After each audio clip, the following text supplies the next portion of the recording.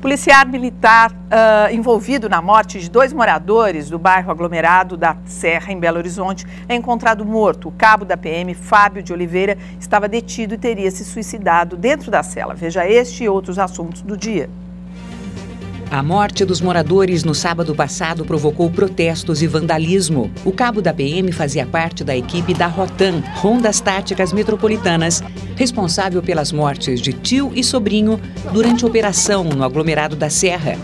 Os policiais disseram que foram recebidos a tiros e que apreenderam armas e munições.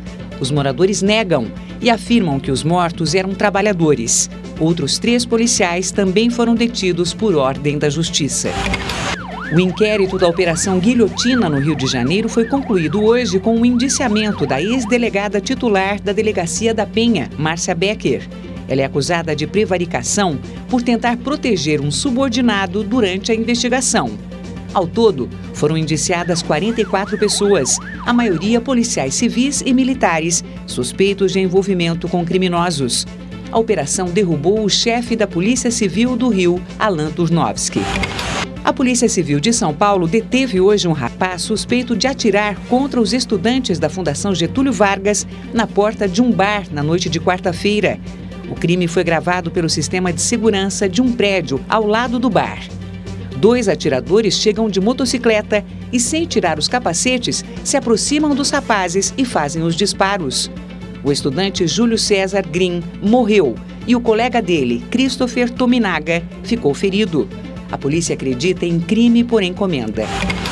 Morreu hoje o operário Antônio Barbosa Cerqueira, ferido ontem em uma explosão nas obras do metrô de Salvador. Outro trabalhador continua internado em estado grave. A explosão ocorreu no futuro pátio de manutenção, mas as causas ainda estão sendo apuradas. Iniciada em 2000, a obra do metrô de Salvador é alvo de uma CPI na Assembleia Baiana por conta de denúncias de corrupção. Olha, uma notícia que acaba de ser divulgada, que a presidente Dilma Rousseff sancionou hoje, agora à noite foi divulgado, o projeto que reajusta o salário mínimo em R$ 545. O novo valor passa a vigorar em 1º de março. O projeto também estabelece que os aumentos do mínimo até 2015 sairão por decreto presidencial, sem passar pelo Congresso. A presidente Dilma Rousseff participou hoje de uma reunião em São Paulo com o governador do estado, Geraldo Alckmin, e o prefeito da capital, Gilberto Kassab, para discutir a participação paulista na Copa de 2014. O futuro estádio do Corinthians, em Itaquera, na zona leste de São Paulo, continua sendo a aposta das autoridades para a sede da Copa do Mundo de 2014. Presidente, governador e prefeito discutiram as pendências e investimentos necessários para garantir a presença paulista no Mundial. O ministro dos Esportes, Orlando Silva, lembrou o compromisso do BNDES de liberar até R$ 400 milhões para as obras. O Estado deverá garantir a infraestrutura de transportes para a região. E a Prefeitura espera resolver os últimos entraves ao projeto corintiano em poucas semanas, para permitir o início das obras em abril. Nós podemos afirmar hoje que, inquestionavelmente, nós teremos na cidade de São Paulo a abertura da Copa do Mundo em Itaquera, no estádio do Corinthians. Itaquera, estádio do Corinthians. Por quê? Não gostou da notícia? Não, Corinthians? Por que tem que ser o Corinthians? Por que não? Eu acho que não é democrático, devia se ver. Por que tem que ser justamente o estádio do Corinthians? Eu acho importante fazer um estádio aqui. Inclusive que o lançamento da Copa, a abertura da Copa seja São Paulo. Me parece São Paulo, a cidade, com a importância que tem no país, o tamanho dela, não ter um estádio decente, acho um absurdo. Acho que tem que ter mesmo. Fazendo um balanço aí da semana, o Kassab teve no noticiário com informações aí da criação de um novo partido. Na verdade, o Kassab está procurando um caminho para si próprio, fora do DEM, né, para permitir que ele continue com esse jogo, tanto com a Dilma e eventualmente com o Serra. E aí agora se inventou uma solução que é o pináculo dessa história de que a política se autonomizou inteiramente no Brasil. Ela está muito fora de controle. Porque a ideia é fazer um novo partido para que depois, explicar ao telespectador, com um novo partido, para fundar um novo partido, quem sai de um partido não perde o cargo. É a janela que a lei já dá. Você não pode sair para outro partido existente, mas para fundar um novo partido você pode sair do seu partido. Então, ele fundaria um novo partido meramente para burlar a lei e mais, já com o projeto de depois fundir esse partido com o PSB e, com isso, ele iria para o PSB, que é para onde ele quer ir. Então, de modo que...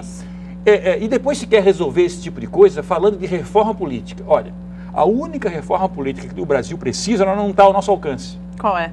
Seria aquela que dissesse: é obrigatório que todo político que não tenha passe a ter vergonha na cara. Como essa reforma é impossível, essa não tem como fazer, as outras reformas no sistema eleitoral e no sistema partidário são absolutamente dispensáveis. O que nós precisamos é de outras legislações em outros pontos, que a gente pode detalhar aqui ao longo das próximas semanas. Mas, realmente, reforma política, está evidente que eles fazem qualquer coisa para burlar a lei. Eles são completamente fora de controle. Não, eles começam a legislar em causa própria. Não, totalmente. A política se descolou totalmente da base material, totalmente. Você sabe, Poli, que aquele livro Democracia na América, de um cara chamado Tocqueville, já dizia que há o risco dos representantes se descolarem da base na democracia, daqueles que eles representam. Por isso que ele dizia que você não pode nunca ser reeleito e ninguém devia ganhar dinheiro sendo representante popular. É um problema moral que ele estava falando. Olha, o prefeito de Valença, na Bahia, foge da cidade temendo ser linchado. Ramiro Campelo de Queiroz, do PR, foi escoltado até Salvador, onde deve permanecer à espera de que a situação na cidade se acalme. Revoltada com a falta de segurança, os moradores partiram para o quebra-quebra e não pouparam os prédios públicos. A cidade de Valença fica a 120 quilômetros de Salvador. Com apenas 88 mil habitantes, o município enfrenta uma onda de violência. O próprio prefeito Ramiro Campelo admite que há falhas na segurança e promete aproveitar o exílio forçado em Salvador para pedir ajuda ao governo estadual. Só este ano foram 14 assassinatos em Valença. O último foi de um jovem, vítima de latrocínio. O corpo do rapaz ficou 2 dias em casa porque não havia médico legista na cidade. Essas imagens, feitas pela imprensa local, mostram os moradores atacando os prédios das secretarias, da Assembleia Legislativa e também da Prefeitura. Os carros dos secretários e vereadores foram depredados e incendiados. As lojas dos familiares do prefeito também foram invadidas e saqueadas. Em uma medida de emergência, a Secretaria de Segurança mandou reforço policial ao município. Grave isso, hein? E na minha opinião, é a contraface do que a gente estava discutindo antes.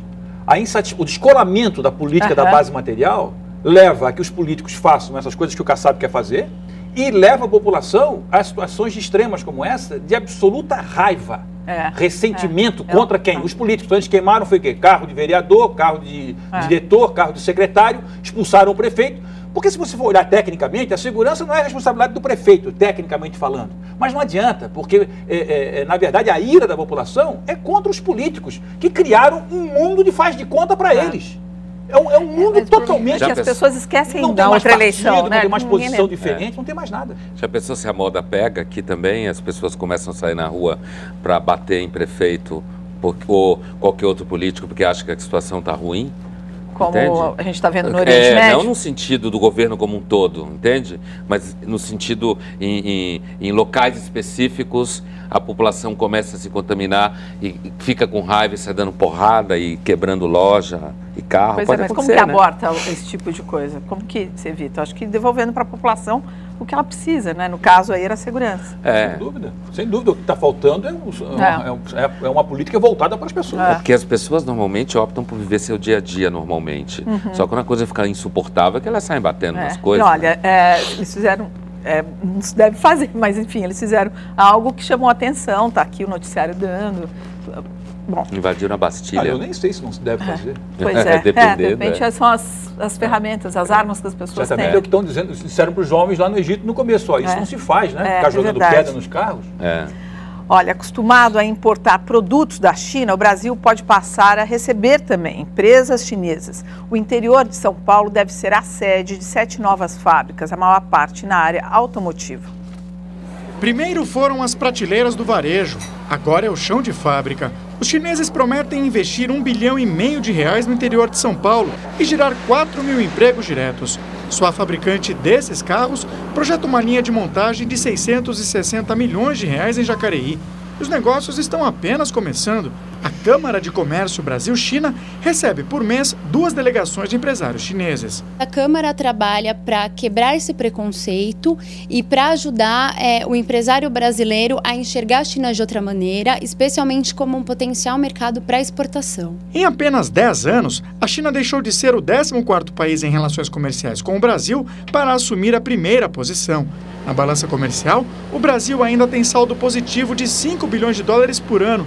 Mas enquanto embarca matéria-prima, principalmente soja e minério de ferro, importa produtos acabados, com valor final muito mais alto. Difícil é convencer os empresários da indústria nacional de que negócio da China é bom também para brasileiro.